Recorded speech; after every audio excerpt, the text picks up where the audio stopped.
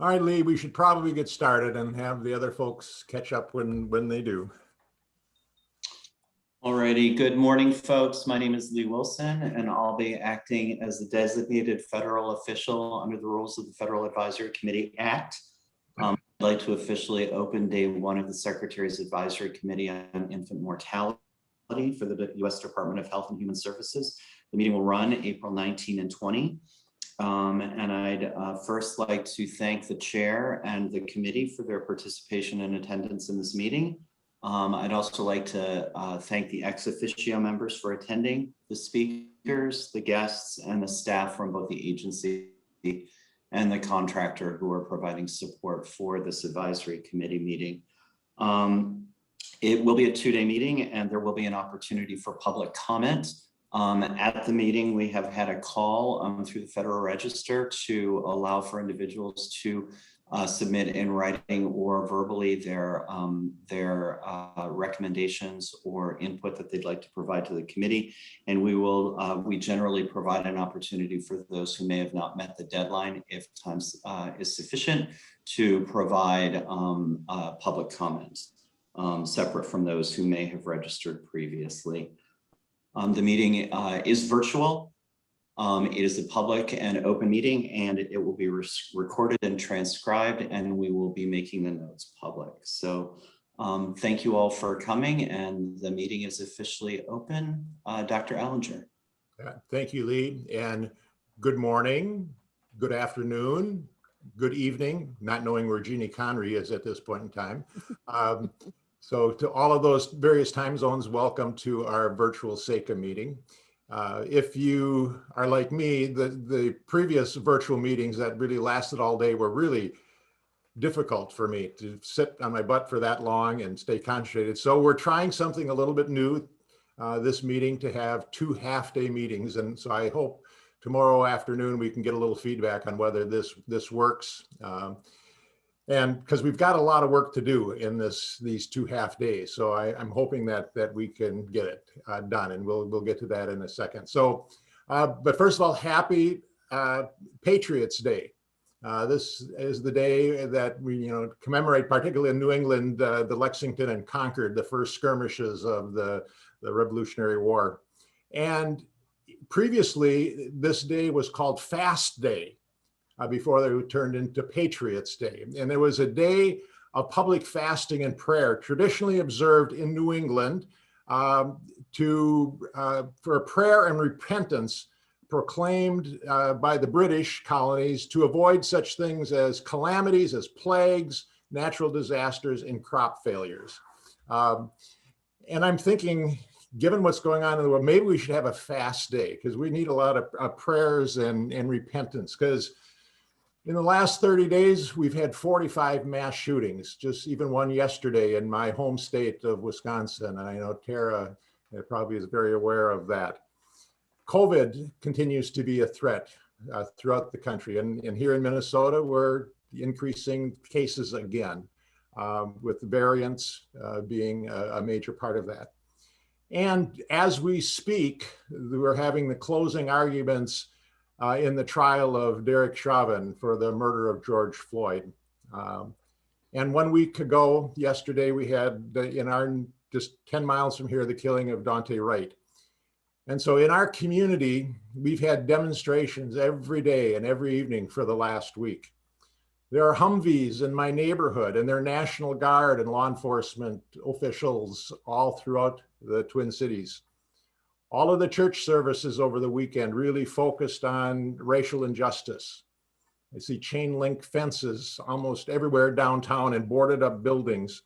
And the Minneapolis schools have gone virtual for this week in anticipation that something might happen when the decision on the Chauvin trial comes down. And we've had curfews for 3 of the last 7 nights. So obviously, the racial injustice, the racial unrest is affecting everybody in our community. And my guess is that Minneapolis and St. Paul are no different than any place else. That there's a lot of tension, there's a lot of concern, a lot of nervousness. And it harkens back to a statement that Frederick Douglass made probably 150 years ago. He said, where justice is denied, where poverty is enforced, where ignorance prevails, and where any one class is made to feel that society is an organized conspiracy to oppress, rob, and degrade them, neither persons nor property will be safe. That's why I argue that inequities are one of the existential threats to our society, along with nuclear war and pandemics and climate change, because we're all affected by inequities in huge ways.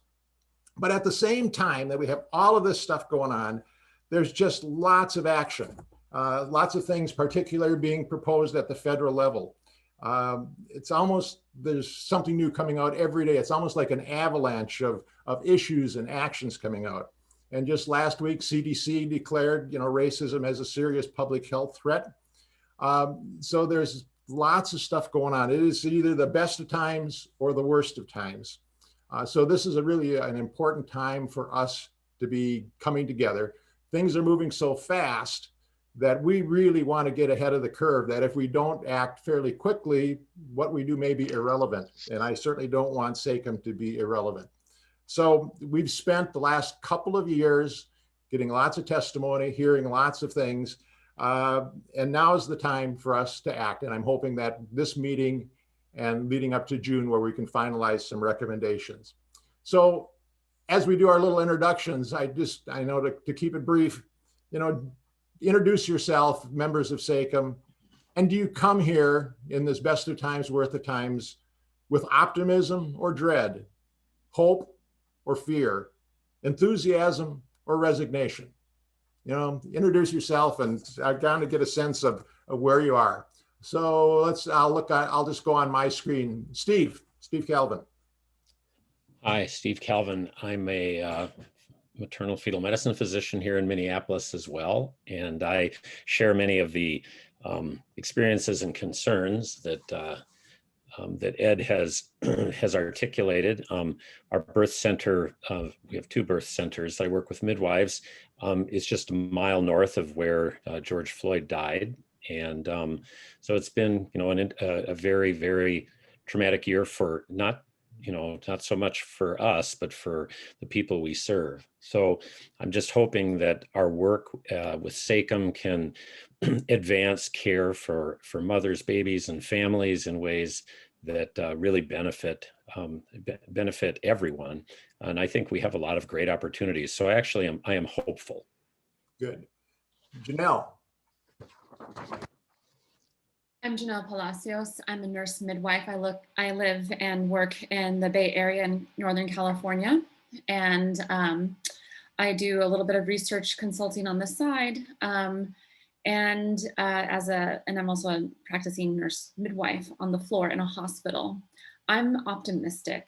At one of the very earliest SACIM calls that we've had in meetings, I suggested that something almost catastrophic had to happen in order for for us to have a national attention to maternal infant outcomes that we have in our country. And we had COVID, and I was thinking that we would pull together as a community, but we saw the exact opposite in our country. We saw just glaring disparities. So I'm optimistic because we have a chance to really have change, and it is painful to have change, but it's much needed. So I'm optimistic and excited. All right, great. Before we go to Jeannie, can we take down the share screen so we could have a broader view of the gallery? And Jeannie. Good day. I'm Jean Connery. I'm a retired physician from the Permanente Medical Group in California, past president of the American College of Obstetricians and Gynecologists, and current president-elect for the International Federation of Gynecology and Obstetrics. So my life focus has been on improving the health and well-being of women with the goal of improving the health and well-being of newborn children and our families.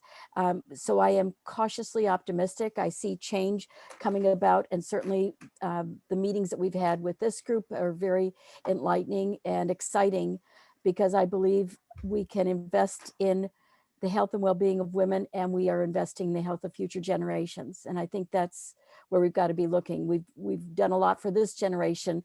We've got so much more work to go, and I see a global movement that's very exciting. Thank you. Belinda. Hello, everyone. I am Belinda Pettiford. I'm in North Carolina with the Division of Public Health. I'm head of Women's Health here. I've been working in this arena for 30 plus years, like some of you all have, and have worked at the community level and at the state level. In my own state of North Carolina, we are also having marches for many reasons, but mainly for racial equality. I am hopeful because I have no place else to be but hopeful. Because I think once we lose our hope, then we're all in deeper trouble than we could ever get out of. So I remain hopeful even in the midst of the challenges, even in the midst of the inequities. And the fact that CDC comes out and acknowledges what many of us already knew, that racism is a public health threat, helps me remain hopeful. And I think that hope moves into optimism. So I am always excited about this meeting and the opportunity to share and to hear from others, but especially those that are not on the committee. We'd like to hear from you all as well. So I'll remain hopeful. Great. Thanks, Belinda. Paul Wise. Hi, I'm Paul Wise, Pediatrics, Health Policy, and International Studies at Stanford University. I'm also working for the federal court overseeing the detention of migrant children in U.S. immigration systems. I'm spending a lot of time on the border, particularly over the last month. But I remain optimistic. But justice always implies and requires struggle. So I'm also pragmatic. And I bring both optimism and pragmatism to this committee as we address the issues that have been laid out by Ed. I appreciate that. And Paul and I have had a relationship for many, many years, and it's nice to have somebody who's been in the field for a long time remain optimistic. And the pragmatism of lived experience is really important. Tara. My name is Tara Sander Lee. I am a scientist with the Charlotte Lozier Institute, which is based just outside Washington, D.C. in Arlington, Virginia. I reside in the state of Wisconsin. So thank you, Ed. I appreciate your acknowledgement of what happened. Yes, what's been happening in Wisconsin. I know it's nothing new to what's happening in the rest of the nation as well. It just, depending on the week, it's who's getting hurt that week. But yes, I am very hopeful. I think just given, I was very happy to hear, Ed, that you mentioned that there's definitely a need for prayer and repentance. I think we are all in that place, and that's where my hope lies. I think my hope lies in the prayer that we need to seek going forward and how to deal with these very challenging issues, which I believe that we can if we really listen to each other and that we hear all the voices that are speaking. So thank you. Good. Colleen, glad you could make it on. We're just going around introducing ourselves, and whether you come to this meeting with optimism or dread, hope or fear, enthusiasm or resignation. Yes, I heard your opening, so thank you. My name is Colleen Malloy. I'm a neonatologist at Northwestern in Chicago. Also finishing up my master's in health informatics. I feel like I am hopeful, even though, I live in a city where I think in 2020 there were 769 shootings, and then March alone, I think we're at 278 shootings. So, obviously there's issues that need to be addressed.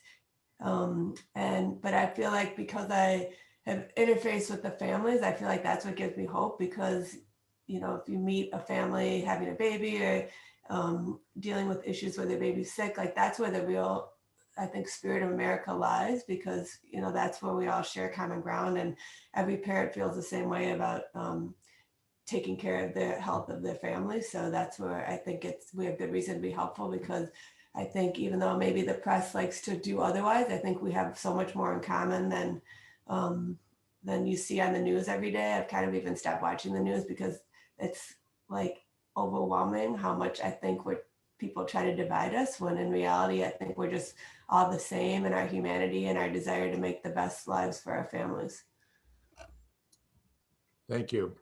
Now, I know Magda Peck will not be with us for the next couple of days. She's dealing with some medical issues. And I don't see Paul Jarris yet on, so that's, otherwise we have all of our members. And I would like to have Michael introduce himself and share his perspective. Dr. Warren, excuse me. Good afternoon. No, Michael is fine. Good to see you all, and good morning or afternoon or evening, wherever you're joining us from.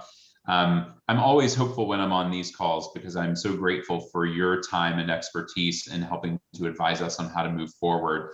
I'm also particularly hopeful because we've been talking a lot and we've shared with you our interest in having this goal of eliminating inequity and infant mortality by 2030, well ahead of the Healthy People 2030 goal, which would generate improvement but not equity. And excited about the energy around that and the commitment that we see from the administration and from the department to really dive in and think about equity and the roots of inequities, and to think about how we approach our work to really get at those inequities and to support states and communities in doing the work that they need to do with our support to move this along. So excited and again, grateful for y'all's expertise and time, and look forward to the conversation over the next couple of days.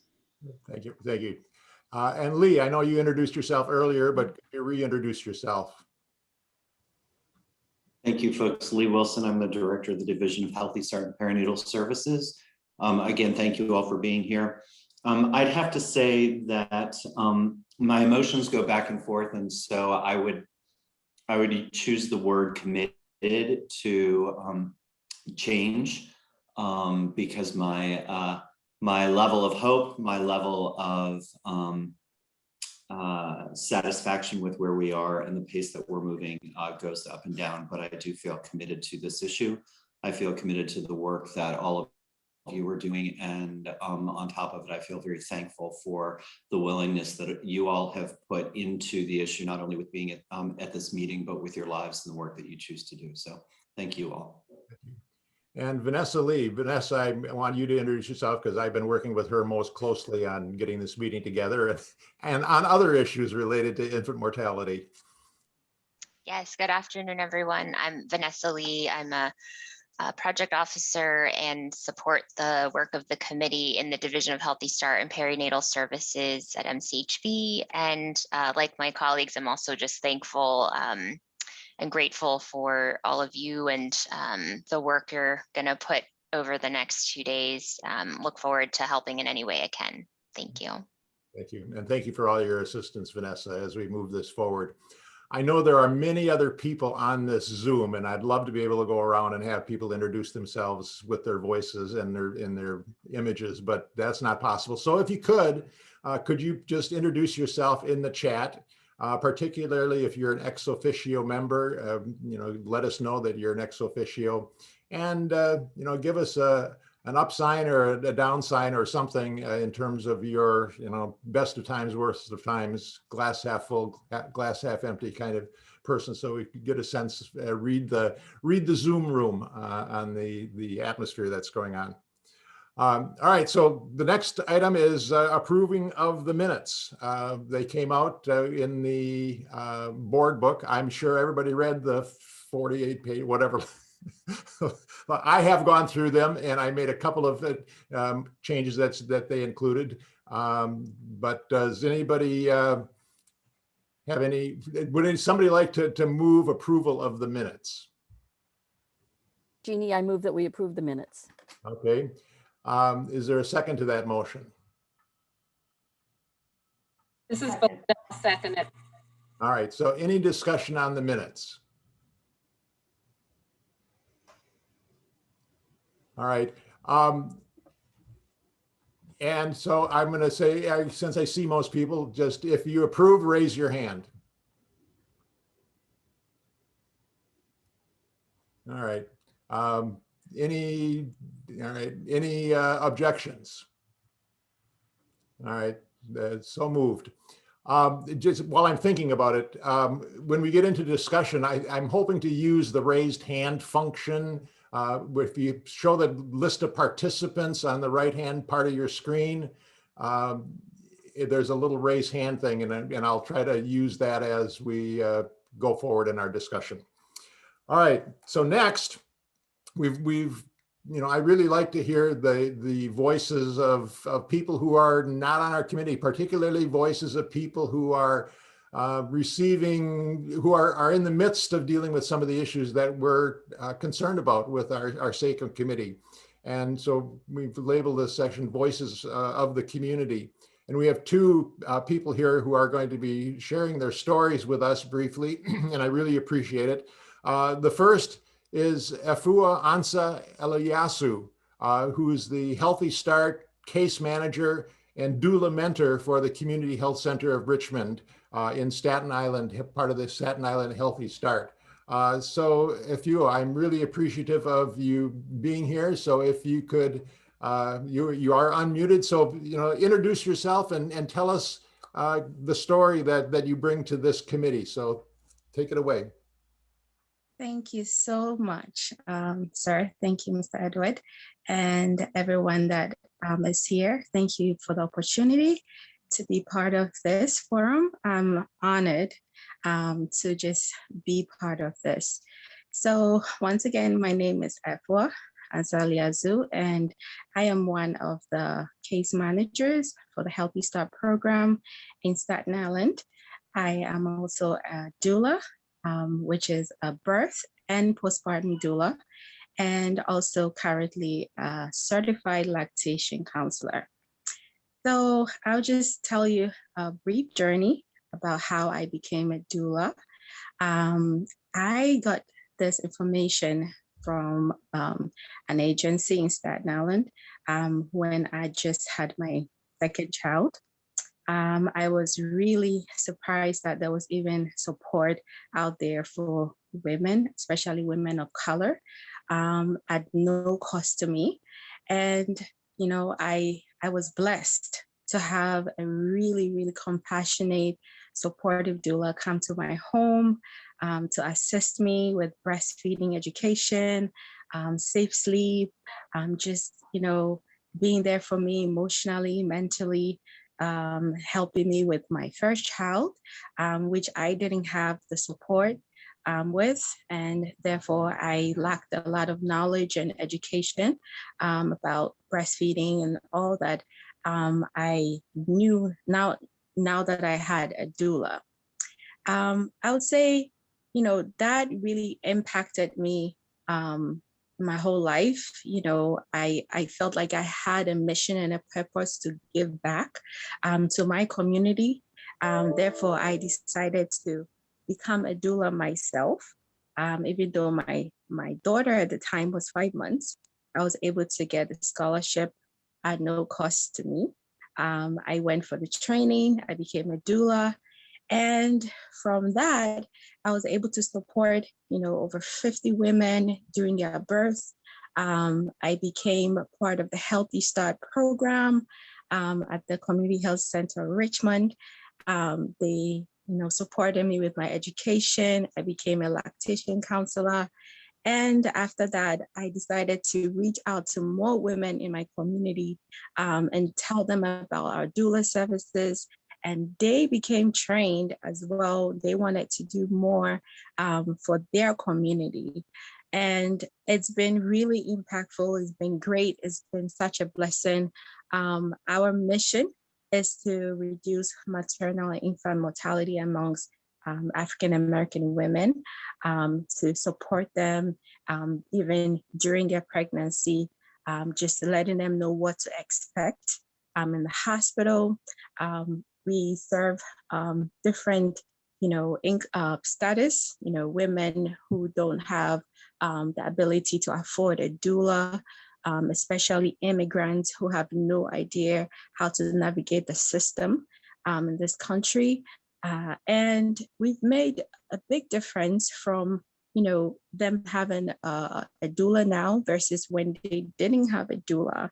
And just being there for their partners, being there for their families, letting them understand the process and what to expect.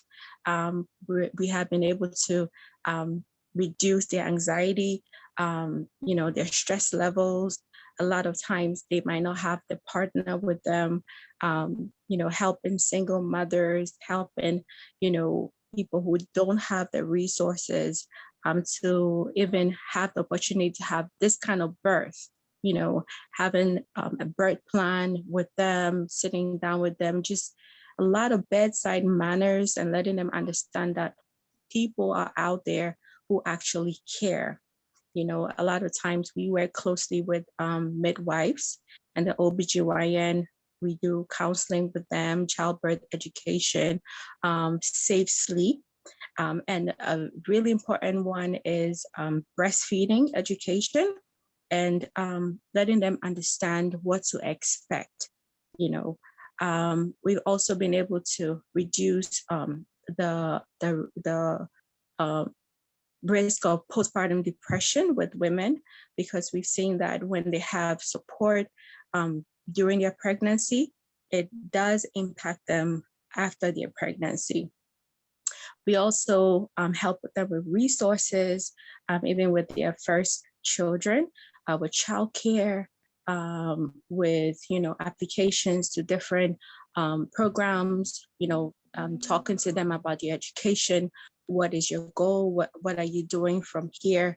And we've seen a big difference from someone who was scared to even go into labor room, and after their baby is born, and how strong they are, how much desire they have to continue fighting for themselves and for the children, and just stronger, just stronger and bolder, and to be able to impact their community as well. So I'm just honored to be a doula, and I hope that many more people in the communities know that there is support out there, and they can come to us for this help. Thank you so much for the opportunity. Oh, thank you. I hope you can stick around for a little bit, because I want to hear next from another doula, and then we can open it up for questions or comments from the SACIM members. So hang on for a little bit. And we'll now go to Merlin Marion Jackson, who's a doula and a certified lactation consultant from the Syracuse Healthy Start in Onondaga County Health Department. Yes, hi, good afternoon, everyone. Thank you for having me. Outside of being a doula and a lactation counselor, I want to say that my perspective is really unique. Because I used to work in the hospital. My last place of work was on the perinatal unit of one of the hospitals in Onondaga County. And I've seen disparities inside and outside of the hospital, where mothers, if you do not know, then if they don't know, then they really are given a type of laissez-faire treatment. And so this is what encouraged me as a mother, sister, friend, to leave the hospital, to come out into the community, to serve as someone who has had, even in my own lifetime, seen disparities, where with my last child, who is 5 years old, I knew stuff, but I didn't know a whole lot about the hour, that golden hour. And so for me, as I learned, I was realizing how much I myself have experienced health disparities, and just having people feel as if, well, you're supposed to know. And so this is what spurred me on to become a doula. Everything that my sister said before, it's that and then some, because I have walked into patients' rooms where doctors don't promote breastfeeding with Black mothers, Black and brown skin mothers. But then they go to another room and then It's no, you want to breastfeed the child. And so I've seen that firsthand, and coming out into the community, being able to connect with the Healthy Start program at the county level as a contracted doula with Syracuse Community Connections, I see mothers crying out for help. My most recent experience, we have a mother and baby talk class that happens in the community. And one mother, she wanted to breastfeed. The doctor she went to, the pediatrician, ended up telling her, the baby was losing weight. This baby is 3 weeks old. The baby was losing weight. It's best to give it a bottle. Now, this is a mother who wanted to breastfeed exclusively. And in that class, we learned that, you know, how wishes weren't taken into consideration. In addition, what was not said is, let me connect you with a lactation counselor or someone that can help you evaluate the latch, because she complained of nipple pain. So some of these things you hear often with the clients, that they're not being heard. I had another mother, even though she was going to methadone clinic, she was being treated at one of the local prenatal centers, and they talked down to her. They made her feel guilty. They made her feel, instead of empowering her, that she was connected to the methadone clinic, that she was connected to services in the community, she was made to feel less than a person. And this is her words exactly. So much so to the point that when the baby was born, she had an experience where she wanted to breastfeed. We understand that there are contraindications sometimes to doing that, but as opposed to suggesting, you know, let's listen to her, let's hear what her story is, how can we help this mother? That is not the case. A lot of times with the clients that I've seen, they're sent home and there are no support systems in place. Now, one of the hospitals, they do have a group session that happens, a support group session that happens centered around PMAD, but Black and brown skin mothers, the reality is that the trust is not there. And not only that, the means to get to some of these support groups is not there, because there's more than one child in the home, there's transportation issues, there is the issue of cultural competency, that if you don't walk in my shoes, you don't fully understand what I'm going through. So all those things pose a risk to mothers who are in the community and experience disparities. I remember one time, and a person in the hospital working in the healthcare, I've seen mothers die. And most times it's the Black and brown skin mothers that pass away during or after childbirth. One particular scenario, this mother passed away, but before she was brought down to the prenatal unit, she was complaining of pain, but no one took her seriously. And she came down as a transfer to the unit, and later on ended up passing away, because what she complained of, we later learned that she was complaining of leg pains. She had a blood clot, you know. So these are some of the things that I would like to see addressed in the community when we talk about mothers. Black and brown skin mothers especially, they face so many challenges with housing. I have one particular client right now who is waiting on housing, and you know, it's like they're living in conditions that we would not put ourselves in. And so it's a slow turnover. It's a very slow process to get things happening in the community. So I would love to see from this meeting that some of these issues are really addressed. Cultural competency and connectivity from the hospital to the transfer home, where mothers feel supported and they're heard, that they're listened to, that they're not made to feel less than, because their voices are so powerful. And I just want to say thank you for having me on, and I look forward to what comes out of this meeting. Well, thank you very much. Thank you for your story. Thank you for both of you. So are there some comments or questions that members have? And if you do, raise your hand and ask some questions. Steve Calvin. Yep. Hi, Merlin and Efua. Thank you very much for your work and for sharing your perspectives. I work with midwives in a practice that cares for about 450 mothers per year, and about 15% of our mothers are mothers from Black or Indigenous women of color.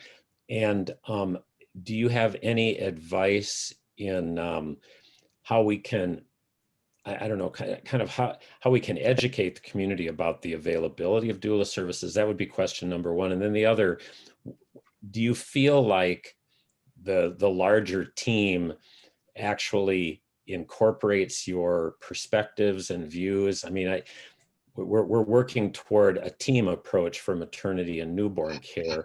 And I wonder about your experiences and if you have any advice on how we might kind of bridge some of the gaps and educate some of our colleagues.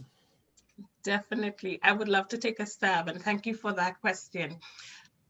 At Syracuse Community Connections, which is the organization that I'm contracted with, they have, and before I did that, let me tell you, I used to oversee the Healthy Start program. And it was through overseeing that program that I decided, no, I need to do the doula, do the doula certification. And what we started doing was lunch and learns with the doctors. Then we did lunch and learns with the nurses. And some hospitals, they were really rigid in terms of who's going to be in that labor room when mother is giving birth. Some still say we still have individuals who kick back, or hospitals that kick back on wanting to have doulas in the room. They count them, and I understand COVID, but in those hospitals where the doctors and they were really understanding the role of the doula, that we're not there to give medical advice, but we really are there to help those patients understand what is happening and help them ask the right questions as well. So I would definitely say lunch and learns would be a great place to start for re-educating the medical staff about the role of the doula. Matthew, do you have any comment? Yes, please, I do. Thank you. Thank you, Merlin, for that.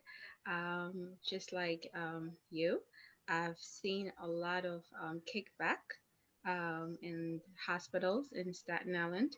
It hasn't been easy with this journey, especially now with COVID. I know that there are protocols that have been in place, and it's the right thing to do.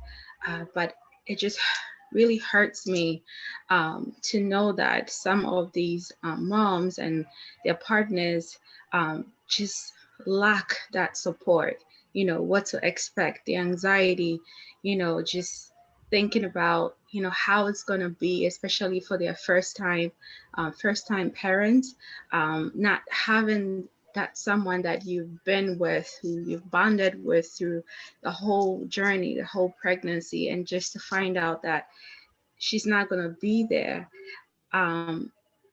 It hurts me as a person, as a doula, as a mother, because they trust us, to be their guide, to hold their hand through the process.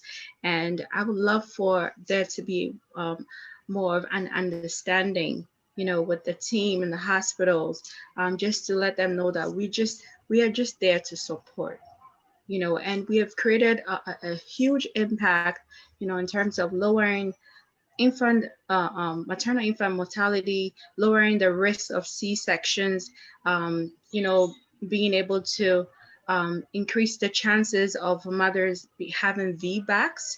I myself have supported over 10 women, with their VBACs, okay? And having non-medicated births, okay? First-time moms, no epidural, no like, I mean, that's just amazing. Like for them to just have that empowerment, you know, just to let them know that you can do it.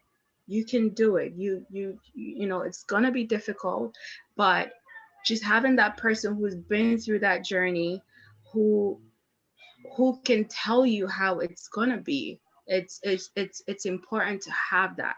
So we need to collaborate more, use technology, media, I don't know what, Facebook, um, Instagram, you know, talk more about these things, more forums like this. Thank God for Zoom and all these platforms. I think we need to have more awareness, okay? More um, healthy start centers all over the world need to promote this. And what's so unique about Community Health Center Richmond and Healthy Start Staten Island is that we have, you know, our pediatricians supporting us. We have our midwives supporting us. We have, you know, other case managers who've all been trained. 99% of our case managers are doulas now. I'm talking about birth and postpartum and lactation counselors. So we take our work and our support in the society really, really serious. You know, we transition from case management, childbirth education classes, lactation classes, and we've seen over 80%, 90% of our women are exclusively breastfeeding. I mean, how amazing is that? So I've seen that. I've seen the journey. I've seen the impact of doulas, and I think that hopefully in a couple of years it will get better and better and better. And I think that that will impact our society and this country and the world. You know. Thank you so much. We've got a couple more questions. One from Belinda and then Jeannie Conroy. Belinda. Thank you. And I appreciate Steve's questions too, because I do know that in the midst of the pandemic, one of the things we were hearing around our state from our hospital is that doulas were not allowed in the hospital. So we definitely need to make sure they're integrated with the system. But for Merlin and Upo, thank you so much for your presentation and your wonderful experience and the great work you're doing. But can you share briefly your training that you received to become a doula? Because we're looking at it in our own state, and we're doing a landscape analysis. So I would love to hear what you actually go through for your training. Right. So for myself, we've been trained by a group called Ancient Song, which is out in Brooklyn, New York. And we did a full 4-day training, but we also had books that we had to read. We had 3 book reports that we had to do. We have births that we had to shadow another doula on, and then we had births that we had to do as well. So in all, it's about a year worth of going through the process from the theory to the practical. Thank you, Marilyn. So, yes, please. Thank you. Yeah, so I was trained by Healthy Women, Healthy Futures, and this is a citywide scholarship by the city. And I was one of the first doulas that were trained that went to Borough Hall, and we matched and we were able to get the funding. And if you don't know Debbie Rose, she is one. Yes, so our training is by DONA. DONA is international. So everywhere you are in the world, DONA is recognized. Okay, so our training is pretty much so a couple of days in the week.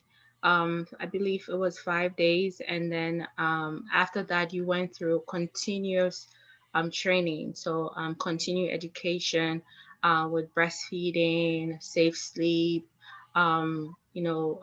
professional development, just everything. Okay, and we also had the opportunity recently to train doulas to be lactation counselors. After that, you get certified with DONA, and you're recognized on their website in the hospitals, especially now with COVID.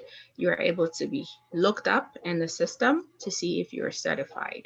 Most of our hospitals, in the 2 hospitals in Staten Island, prefer that you're trained by DONA. So that's the training we got. Good. Thank you so much. One last question from Jean Connery.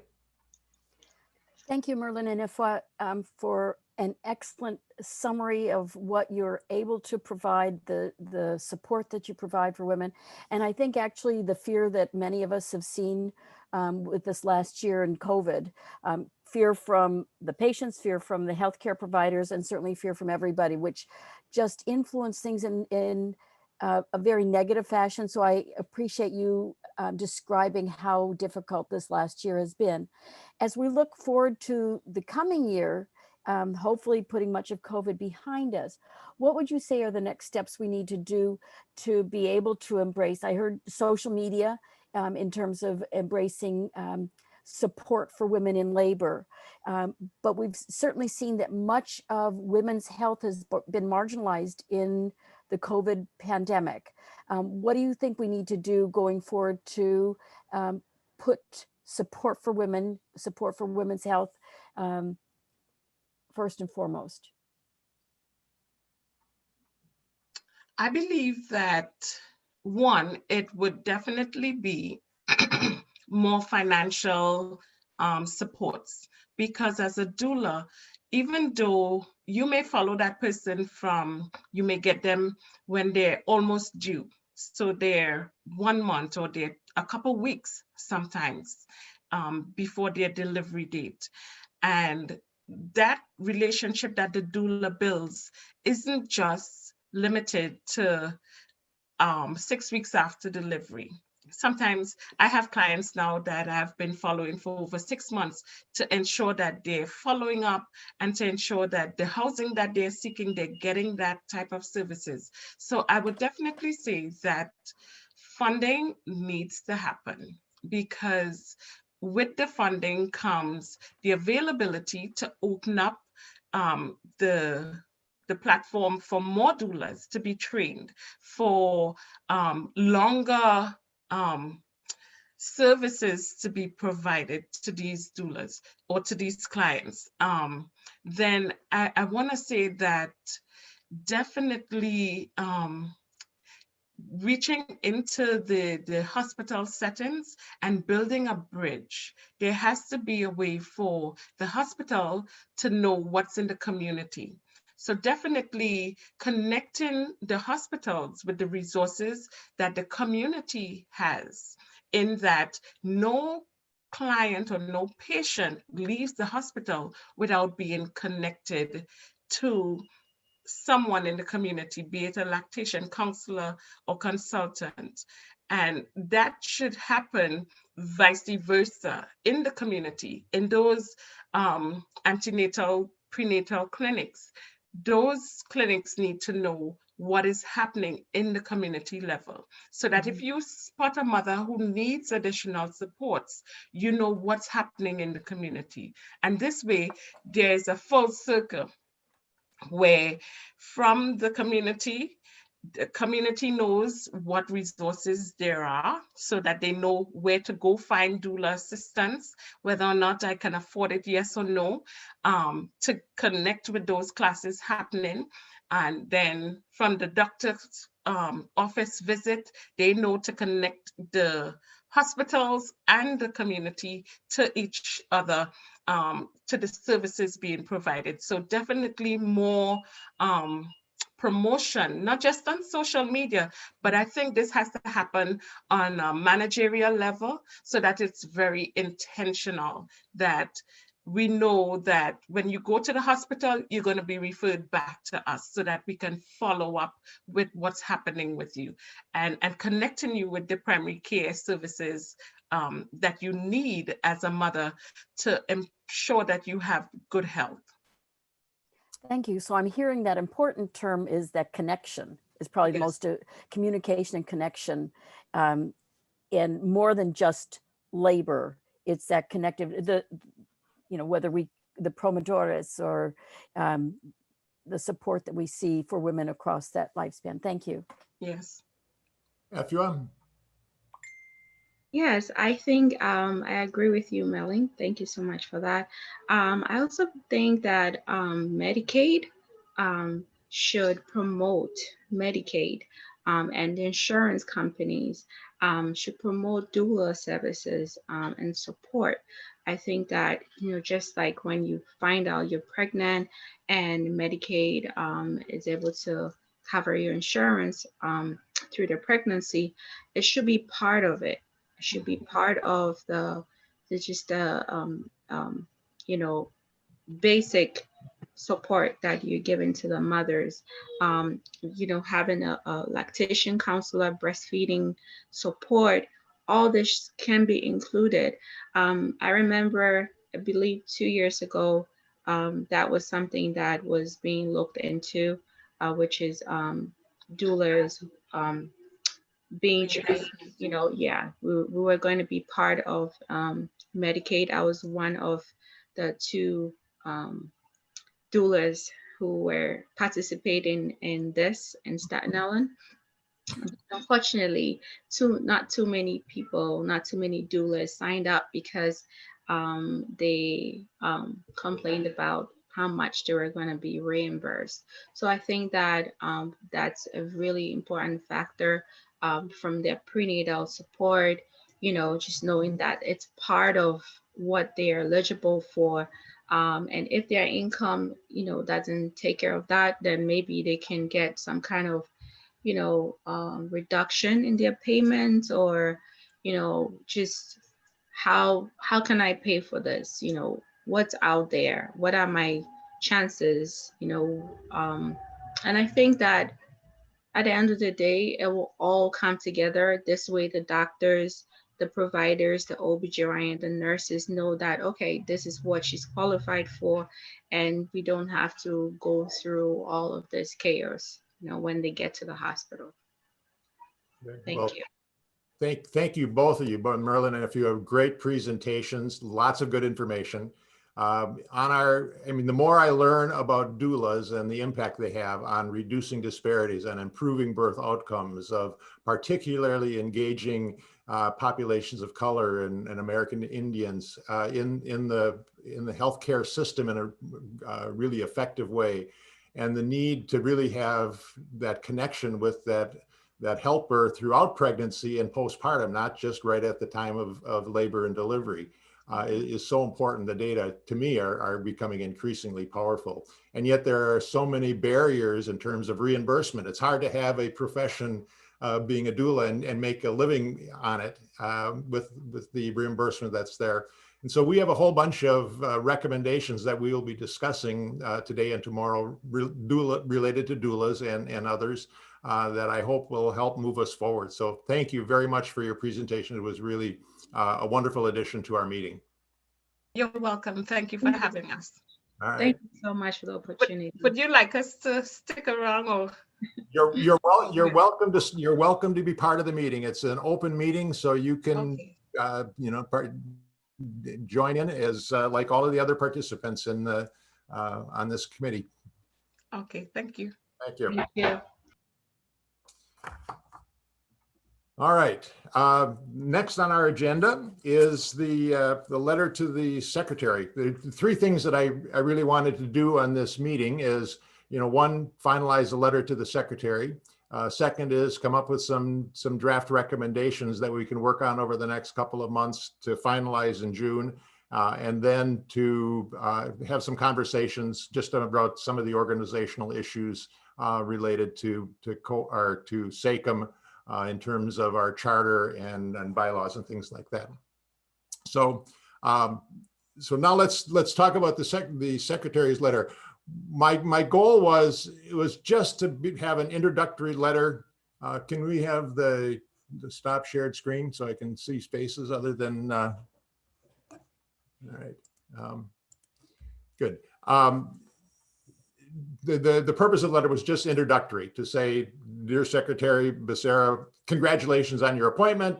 This is who SACIM is. We've had an impact over the 30 years, and we will pledge to work with you on advancing health equity and optimal health for all, particularly related to kids.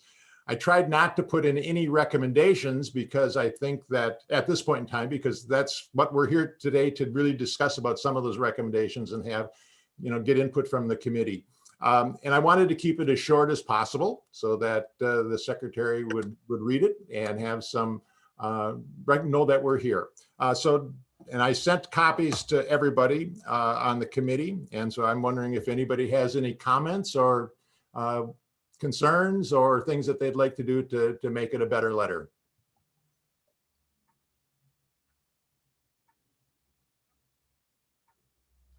And Jean, you have your hand up. I don't know if that's from the previous or for here. Okay, Jean. Yeah, no, it's for this. I'm very supportive of the letter. I thought it had the right tone, that we're introducing ourselves and we're welcoming Javier Becerra to his position. So I liked what it stated and how you stated it. So thank you very much for a very reflective letter. Yeah.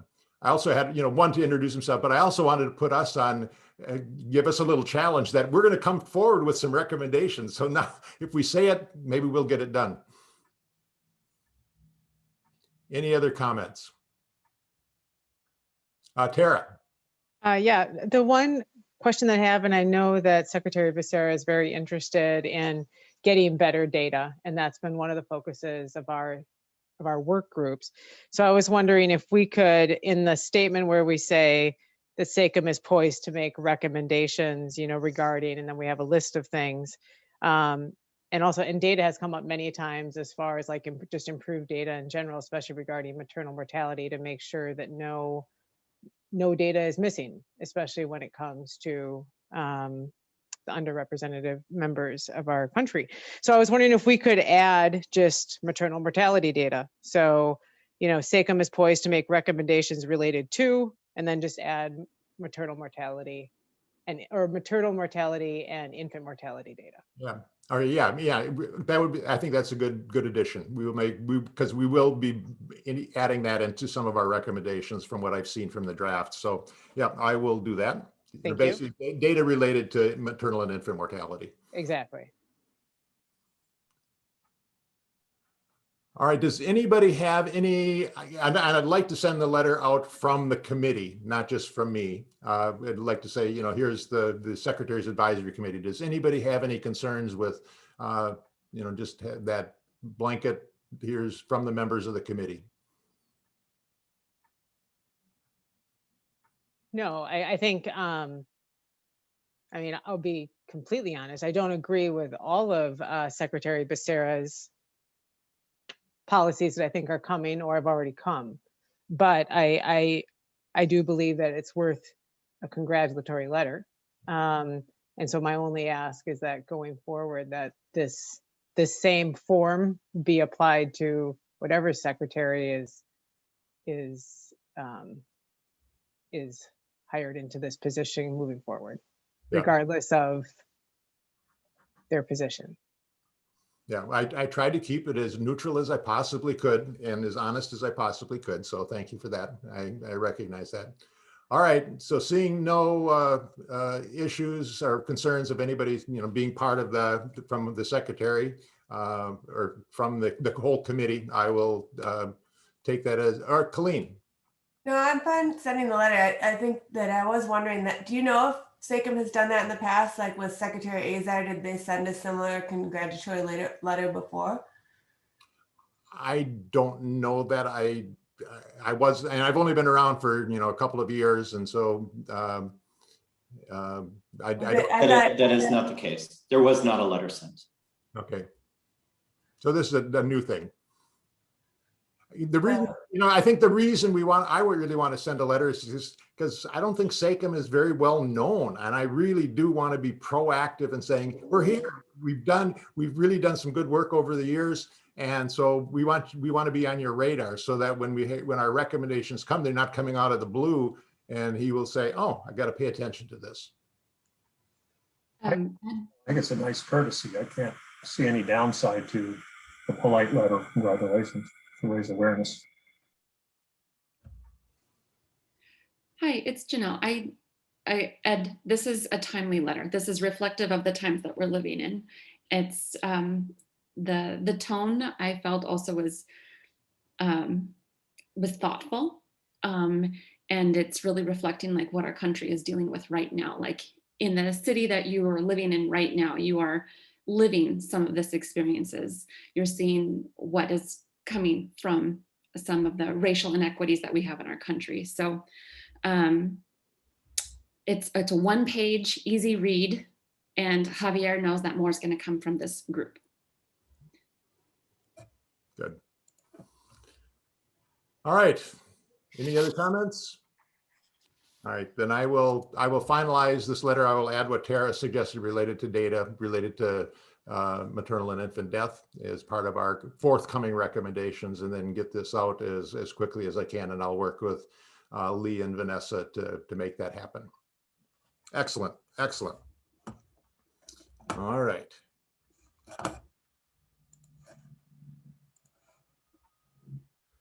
All right, so then the next thing is really getting into the core of our work for this couple of days. As I mentioned in my introductory comments, there's so much going on. Things are happening really, really quickly. And almost every day something new comes out, and changes are being made, and act policies are being implemented, and executive orders are being issued. And it's hard to keep up. And if we don't act quickly, some of what our recommendations may be irrelevant. But there's an opportunity, I think, to wade in on what we've been doing, what we've learned over the last couple of years. So just for example, last week, which was Black Maternal Health Week, there was a meeting sponsored by Black Mamas Matter, and they had a video conference with the secretary. And they came out with, during this conference, they came out with a lot of recommendations. Make Medicaid expansion sustainable beyond a year, wanting the fourth trimester care. Develop maternity homes. Develop performance measures relating to the experience of receiving care. Develop composite measures of good postpartum outcomes. Enhance birth centers. Establish maternal and infant mortality reviews in every state. Mandate and fund fetal and infant mortality reviews in every state. They came out with lots of recommendations. A lot of people are coming out with those recommendations, and many of those are being implemented. So I think we have an opportunity, or also then as part of that, AMCHIP, Association of Maternal and Child Health Programs, talked about expanding Title V to deal with some of these issues. And the March of Dimes also weighed in on the Momnibus Act and maternal death reviews. So the American Rescue Plan is providing lots and lots of opportunities for action and funding for a whole variety of things. So things are going to happen. So that's why I really want to take these couple of days to look at what our recommendations are and try to move those forward as quickly as we can, given our bureaucratic responsibilities of having conversation and voting and getting consensus, so that we can put something forward in June, which may be, which can be implemented, I hope, by this administration. So what I've shared with you over the last couple of weeks are some draft recommendations that came about from what we've learned over the last 2 years as a committee. These were issues that have been raised by SACIM members or raised by people who testified with us before us.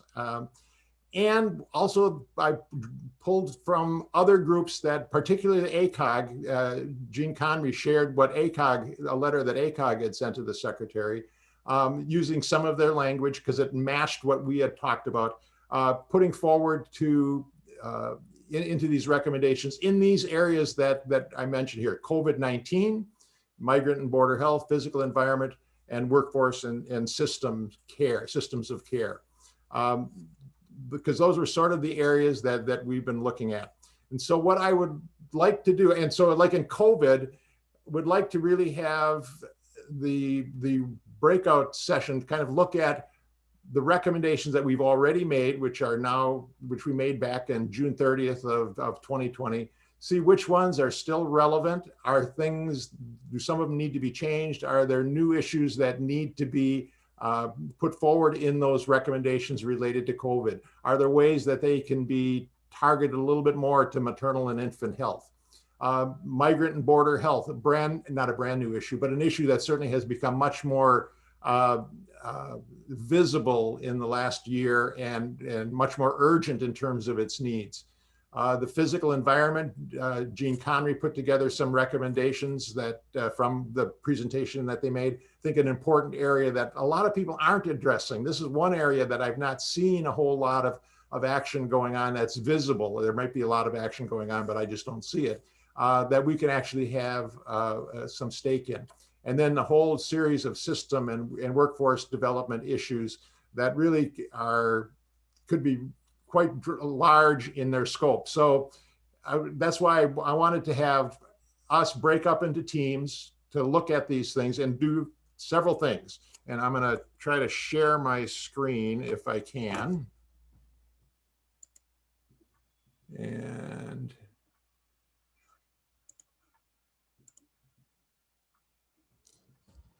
so this is what I'd like to have our groups break up. And I put together an hour each for discussions of two topics at a time. The first one, session 1, would look at COVID-19 and migrant and border health.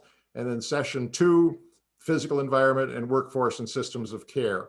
And this is what I'd like to have happen in that we look at these draft recommendations, recognizing of where they came from the input from our committee over the last 2 years, from people who've testified for us, and some of what we're seeing from other aligned organizations.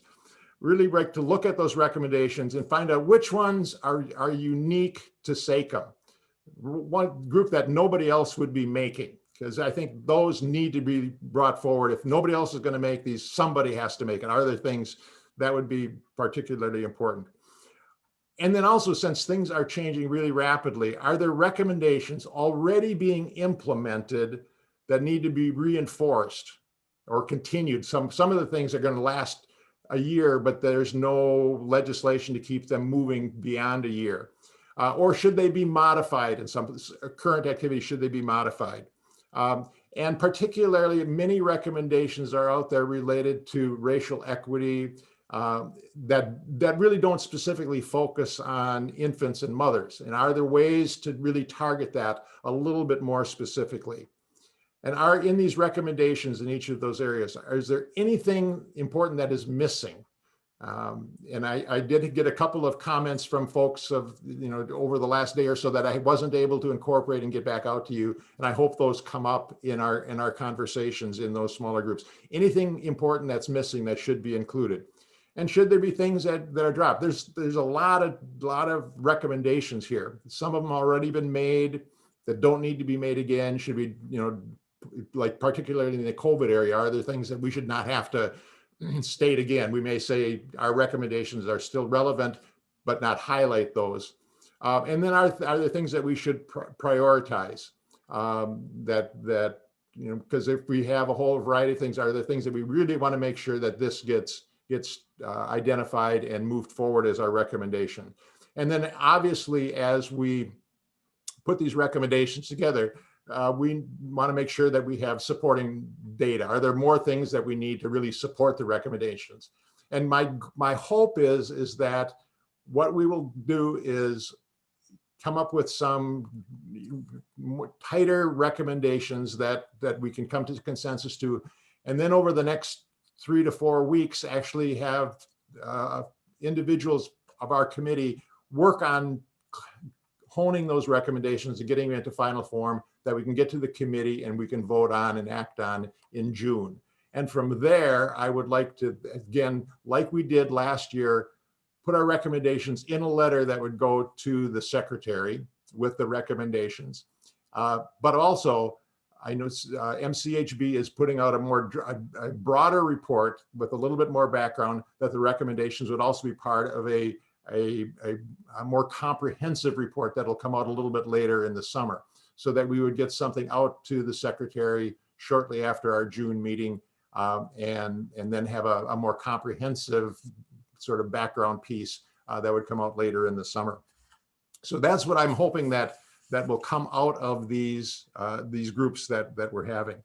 And so what I would do now, first of all, any questions with that? And I can stop sharing the screen here.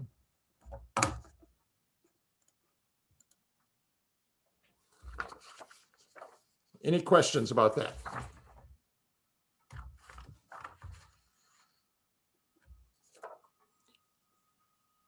All right, and I've arbitrarily placed you in groups, and people have agreed to, some people have agreed to sort of facilitate the conversation.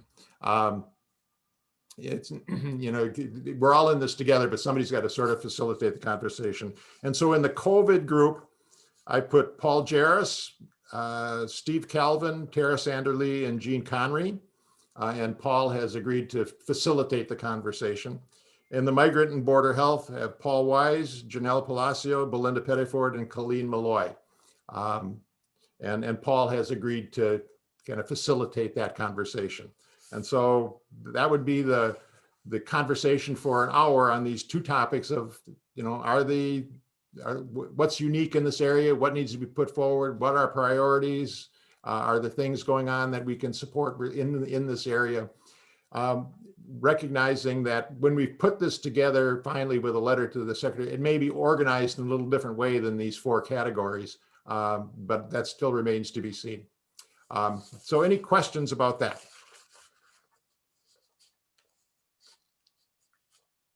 And you know where you're going. And then in the second hour, I think what we'll do is we'll put something in the chat saying, you know, your time, the first hour is done. Let's go to our second breakout group. And so the second breakout group is in the physical environment area, Jean Conry, Tara Sanderly, Paul Wise, and Jean has agreed to facilitate that one. And in the workforce and systems of care, Steve Calvin, Janelle Palacio, Colleen Malloy, Belinda Pettiford, and Paul Jarris, and Steve has agreed to facilitate that one. And then when we're done with that, we'll come back and do a little debrief about what we learned with that. So any questions or comments? And other members, other people from ex officio members can choose to go into any one of the breakouts that they choose. I know some have identified to me ahead of time that they were going to go into certain ones, but we would enjoy having others join into these work breakout group discussions.